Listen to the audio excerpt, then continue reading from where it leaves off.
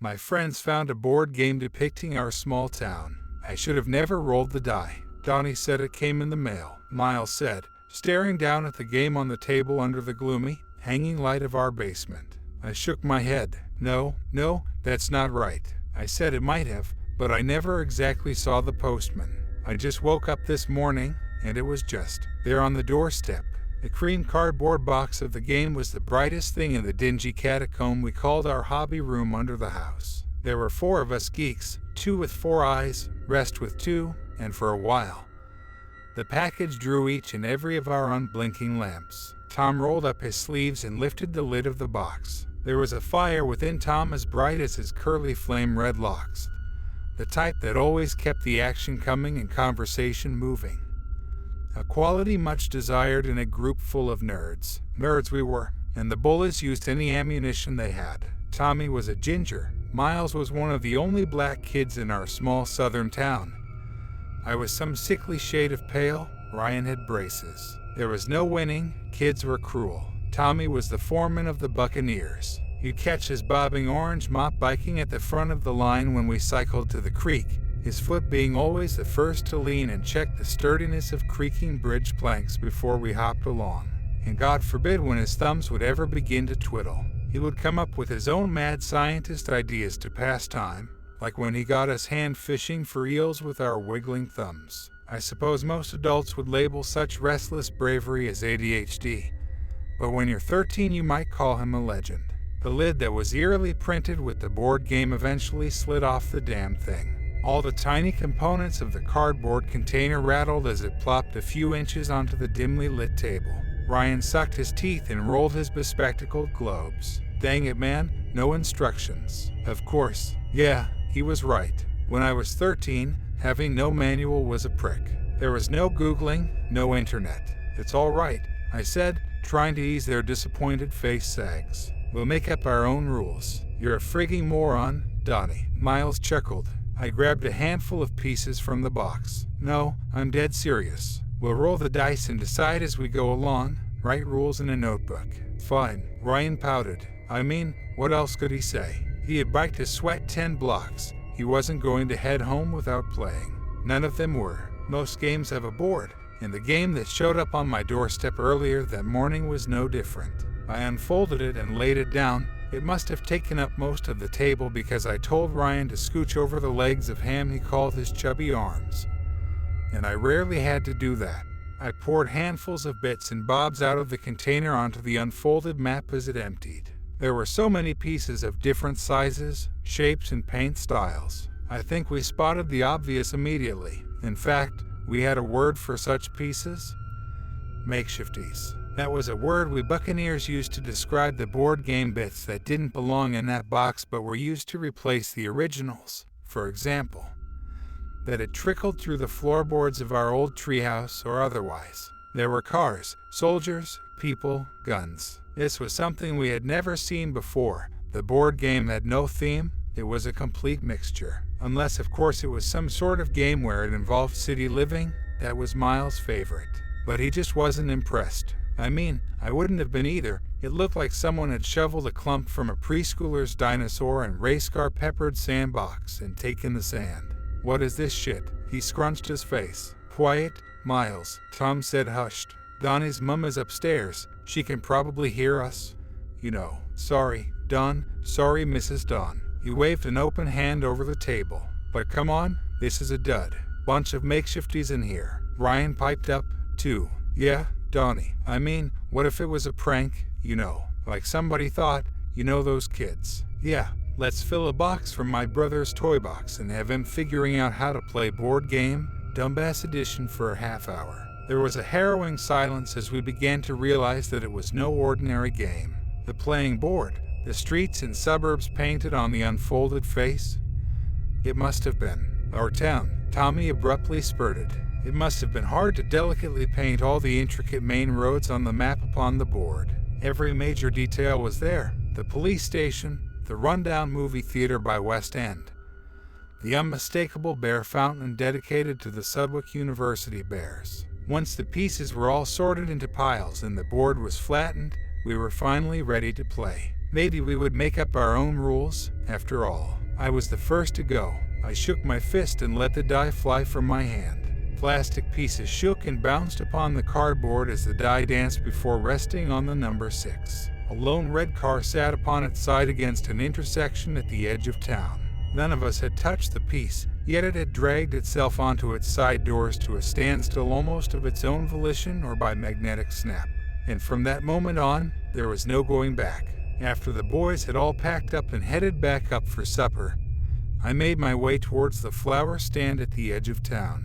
That day I was going to bring the girl I liked some flowers. I had given her little things before, chocolates, a bracelet I made during class. I was just a boy and far from well off. My biggest asset was my bicycle, of course. But I was a hustler. The small gifts were all I needed to work with.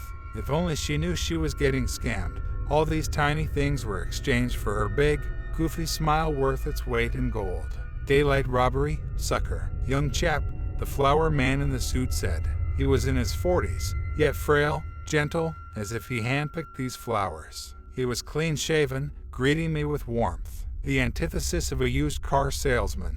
And I knew why, too. When he looked down at me from his stall, he remembered what it was like to be young and in love in the summertime. And it was clear it had brushed off on him after each and every sale. How much are these? I asked and pointed to a colorful bouquet littered with vibrant reds and purples. I didn't know what flowers they were, but the girl probably would, and they smelled divine. Expensive for you, kiddo. I bought them with what pocket money I had left after losing change on some taffies in the morning. I stood my cycle up and felt the air between my fingers, washing my sweat away in a cool breeze. Careless, free like the wind. No misery, no rent, no bills. Youthful. My only concerns, if Corey would like the colors of the petals or what would happen if I dropped the bouquet on the way to her. I pedaled on. It hadn't long begun to turn dark when the first one happened. I suppose to us it was the first, but there might have been more well before the Buccaneers. Perhaps long after, too. The red sedan came speeding through the road with no sign of slowing. I caught a glimpse of the driver through the windscreen. To me it looked as if the lady had been asleep at the wheel. I had been enjoying the child-exclusive privilege of biking on the footpath, minding my own business, when the woman narrowly snapped from her slumber and swerved from the lamppost a few paces down the street in a screaming halt. Lucky that I had been. Her brake lights covered the dimly lit road with a ruby blanket, and I could see the terrified look on her face through her rear-view mirror. An expression of someone that just brushed death. I pedaled up beside her window. It took her a while before she even turned to face me. Her head was as stiffly frozen solid as her fingers, which had clawed around the steering wheel. "Oh, hello, Donnie." Her aged voice was shaken. I leaned in to get a closer look at her face. Mrs. Landry. It was the unmistakable face from the corner gas station, the kind old soul Esther Landry. "Yes, sorry, Donnie, I must have given you a real fright." She let her shoe slide off the brake with a thud.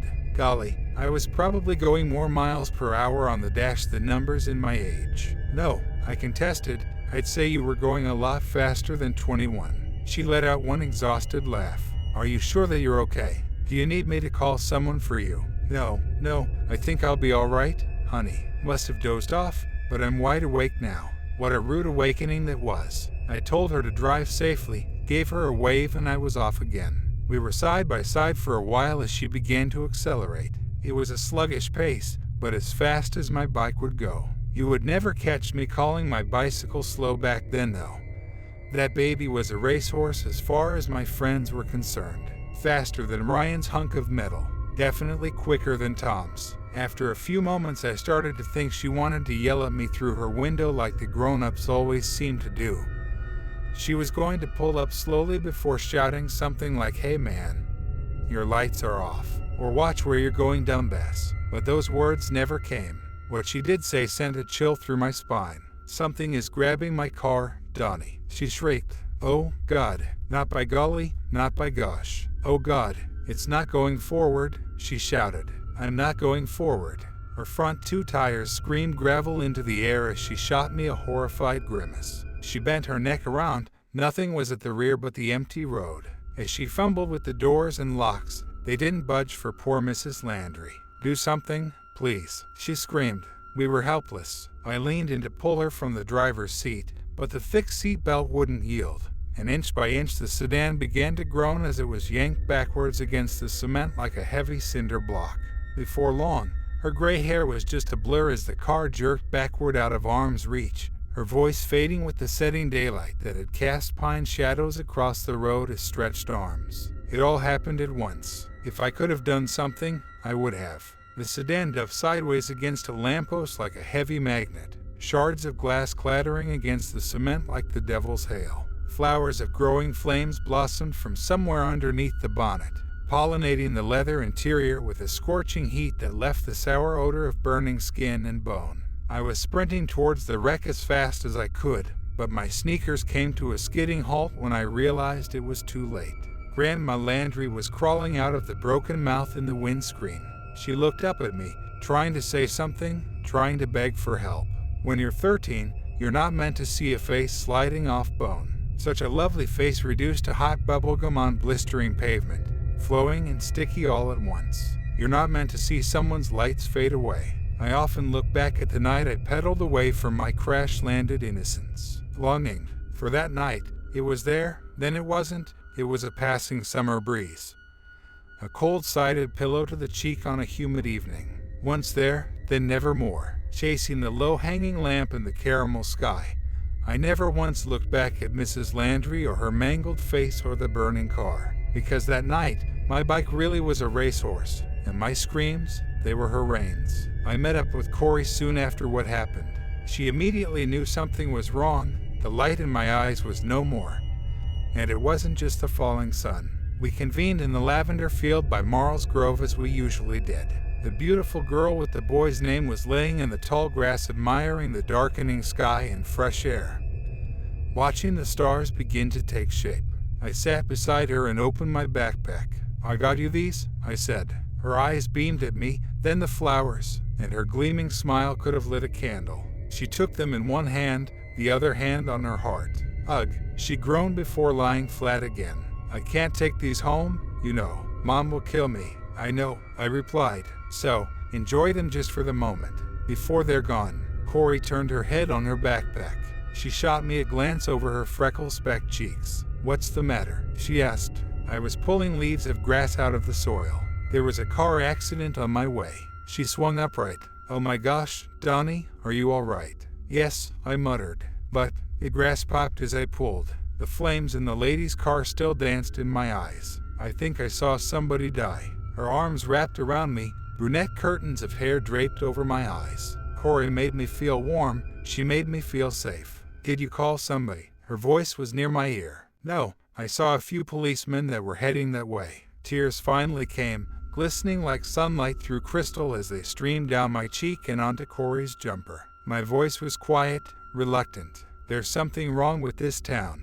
I didn't want to tell her that something had grabbed Mrs. Landry's car. She held my shoulders close, and we both vacantly gazed into the wilting flower petals that were in her hand. Inside Ryan's lounge, the rest of the Buccaneers were sitting around, too, staring at the carpet as Ryan's mom zipped by with boxes in her hands yelling at him. "Corey told us about the car accident you passed, Donnie." "Glad you're all right," Miles said, and Tom nodded with tight lips. "I'm all right, thanks guys." I tried my best to act cool, holding the waterworks. "But, what's going on here?" I whispered to Tom. He shook his head. "Take a seat." Miles leaned in. "Ryan took the game home last night and his mom found it." I shot him a puzzled look. "What's wrong with that?" I thought. Ryan's parents were devout Christians, but not enough to warrant throwing a game away because of any suggestive themes. "You're living with your father for now, Ryan Mosey. I won't stand for any more of this voodoo talk."